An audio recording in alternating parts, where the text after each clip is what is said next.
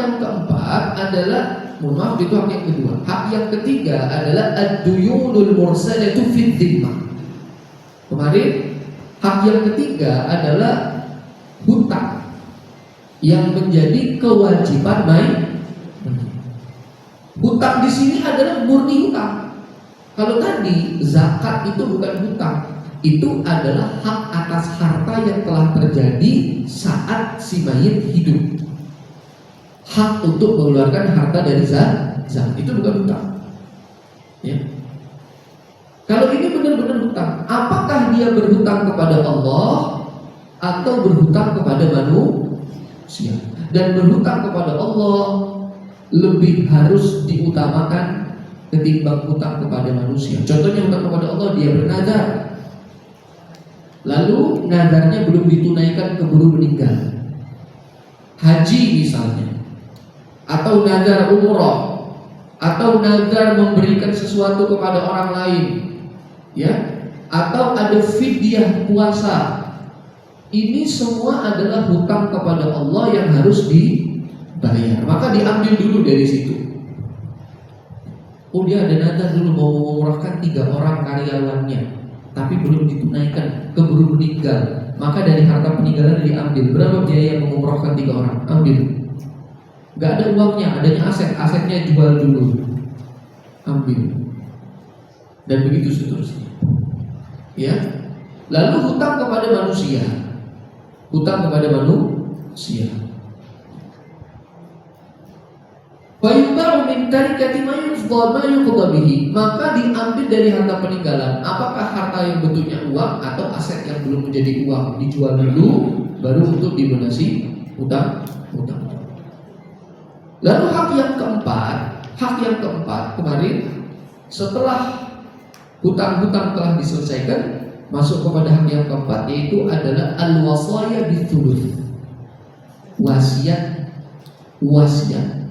Dengan catatan wasiat hanya dibolehkan kepada selain ahli waris. Maka kalau ada wasiat untuk ahli waris, wasiatnya tidak sah dan batal. Wasiat tidak berlaku kepada ahli waris. Wasiat berlaku kepada orang lain yang selain ahli waris. Kalau hibah bisa kepada ahli waris, tetapi itu diberikan dan diserah terimakan saat masih hidup. Tapi kalau dijanjikan setelah kematian, maka ini bukan hibah, tetapi ini adalah wasiat. Maka batal wasiatnya kalau itu kepada ahli waris. Karena wasiat hanya bisa diberikan kepada selain ahli waris. Dengan catatan yang kedua, tidak boleh lebih dari 1/3 total sisa peninggalan. Saya katakan 1/3 total sisa peninggalan, bukan 1/3 peninggalan.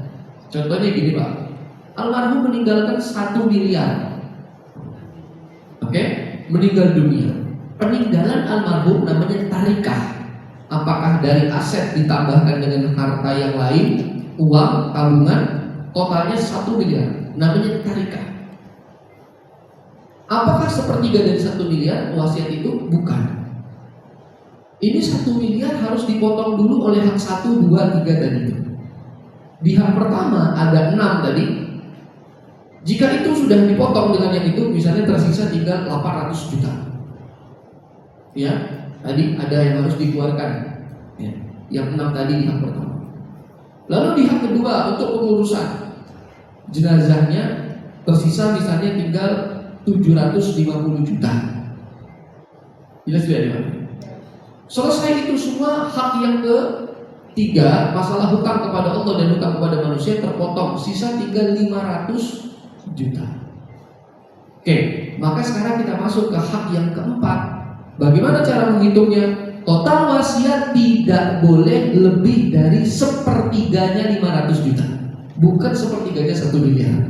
Karena 1/3 dari sisa harta peninggalan yang telah dipotong dengan hak yang sebelumnya. Kadang-kadang suka salah paham orang. Seorang meninggal dunia, wasiatnya memang, ya, nanti saya ingin memberikan kepada anak angkat saya, karena anak angkat kan gak dapat waris.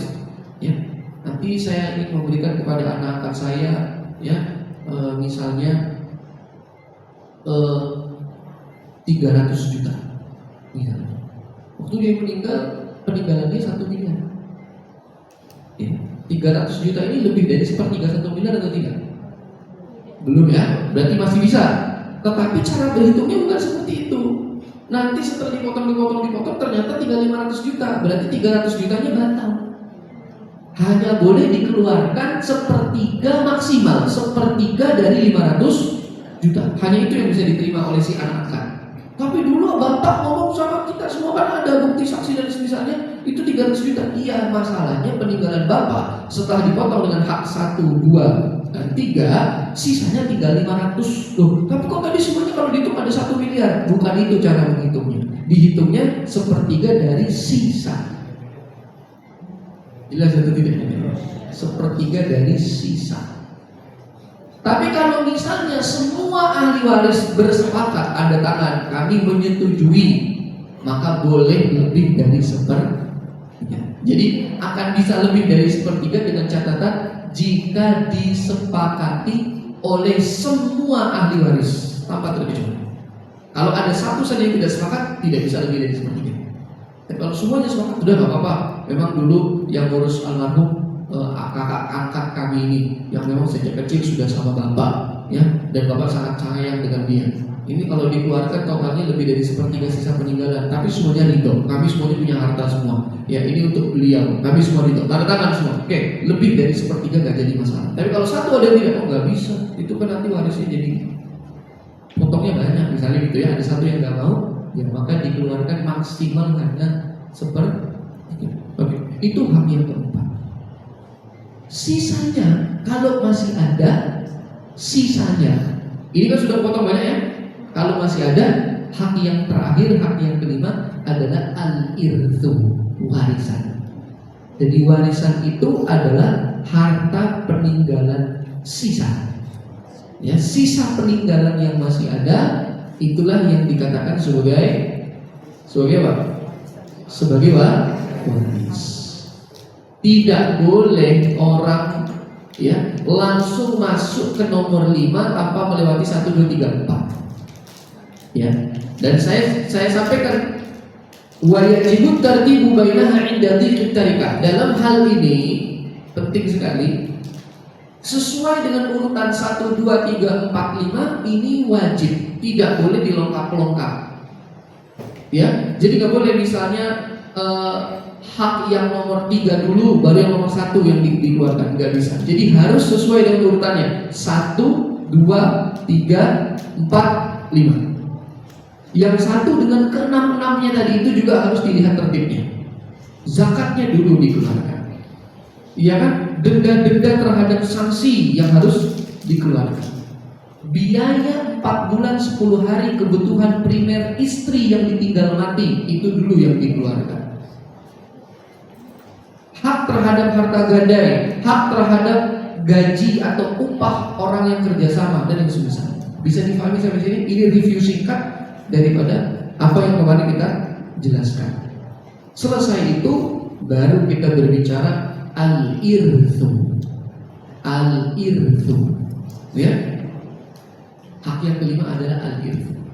Babul irthi ta'riful ithri. Apa yang dimaksud dengan al-irthu? Definisi daripada al-irthu, warisan.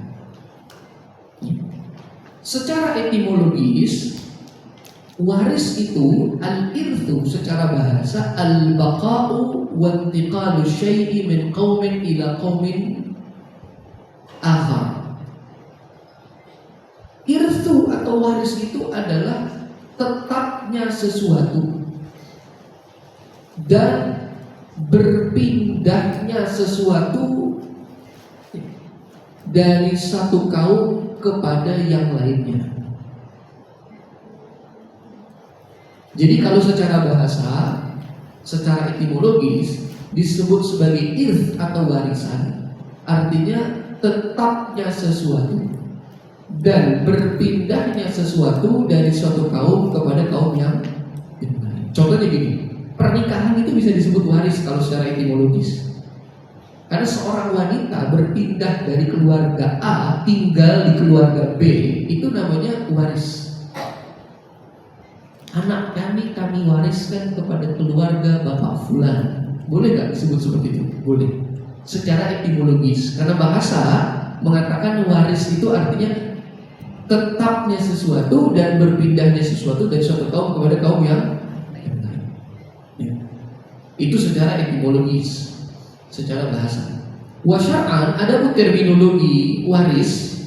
Terminologi waris adalah hakun qabilun lit tajazzi yathbutu lil mustahiq ba'da mauti man lahu dzalika liqarabatin bainahuma wa nahwiha. Kita akan jelaskan definisi ini dulu. Yang dimaksud dengan waris secara terminologi adalah yang pertama hak. Jadi bukan harta. Waris itu adalah hak. Kalau disebut hak, jinsun yashmalul mal wa ghairahu. Ya. Hak itu adalah segala sesuatu yang meliputi harta atau selain harta. Contohnya kemarin, takhiyar misalnya, yang sudah kita jelaskan di perjumpaan sebelumnya. Seseorang melakukan transaksi, hak khiyarnya belum digunakan. Hak khiyar adalah hak untuk mempositifkan atau menegatifkan transaksi. Lalu orang itu meninggal dunia, ahli waris itu menuruni hak khiyarnya juga. Pak, bapak saya kemarin beli aset ini ya sama bapak. Iya. Hak khiyarnya sudah dipakai belum? Belum dipakai. Karena bapak saya sudah meninggal dan saya mewarisi hak khiyar bapak saya. Saya ingin menggunakan hak khiyar. Saya ingin menegatifkan transaksi ini. Batalkan Pak transaksi. Bisa atau tidak? Bisa. Itu warisan juga. Jadi warisan itu tidak melulu harta, tetapi hak. Walaupun bukan semua hak.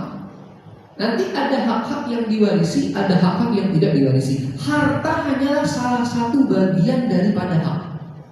Harta itu hanyalah salah satu bagian daripada hak. Jadi kalau berbicara waris jangan mengatakan harta, bukan. Waris itu selalu definisinya dimulai dari hakun, hak. Yashmulu al-mal wa ghairuhu, yang meliputi di dalamnya harta dan selain harta. Bisa dibagi sini. Ya.